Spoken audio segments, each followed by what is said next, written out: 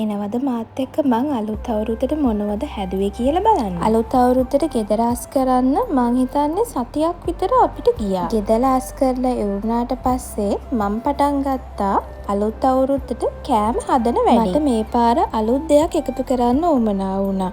ඒ තමයි කෑවිලි වලට අමතරව අපේ සිංහල ක්‍රමයටම කිව්වොත් ව්‍යංජන ටිකක් හදන්න මට ආසාවක් ආවා. මං හදන පළවෙනි කෑම තමයි මාළු ඇඹුල් තියල්. මාළු ඇඹුල් තියල් කිව්වම අපි හිතන්නේ හරි අමාරුයි කියලානේ.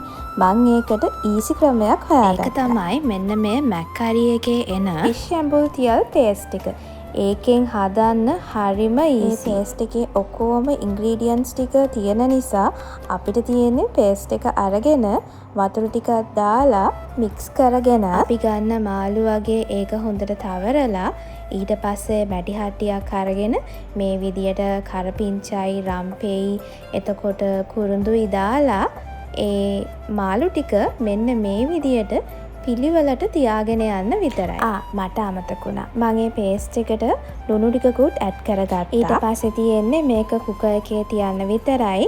මගේ කුකර් එක තියෙන්නේ වෙට් කිචන් එකේ නිසා මම වෙට් කිචන් එකට ගිහිල්ලා මාළු එක තිබ්බා. විනාඩි 30කට විතර පස්සේ කුක් කරගෙන ඉවරයි. ඊළඟට මම හදන්නේ වම්බට බෝජු. මම ඒකටත් ඔක්කොම ඉන්ග්‍රීඩියන්ට්ස් ටික ගත්තේ මැක්කරි වලින්. මොකද මම හිතනවා ඒගොල්ලන්ගේ ඉන්ග්‍රීඩියන්ට්ස් ගොඩක් හොඳ තත්ත්වෙන් තියනවා කියලා. ඔක්කොම කෑම වලින් වම්බට බෝජු එක හදන්න තමයි මට වැඩිපුරම වෙලාවක් ගියේ. ප්ලීස් මාව ජජ් කරන්න එපා. මොකද මමත් මේවට පුරුදු කෙනෙක් නෙමෙයි. හැබැයි මං හරිම ආසයි ශ්‍රී ලංකන් කරීස් හදන්න. අපේ ගෙදර වැඩිපුර හැදෙන්නේ ශ්‍රී ලංකන් කරීස් තමයි. මොකද මමයි හස්බන්ඩුයි දෙන්නම කන්න කැමති ශ්‍රී ලංකන් විදියට කෑම. කරි එකේ එන මෙන්න මේ මස්ටර්ඩ් ක්‍රීම් එකට මං ගොඩක් කැමතියි. සමහරක් වෙලාවට සෑන්ඩ්විච් වලට එහෙම නැත්නම් සලාඩ්ස් වලට අපි මස්ටර්ඩ් ක්‍රීම් දානවනේ.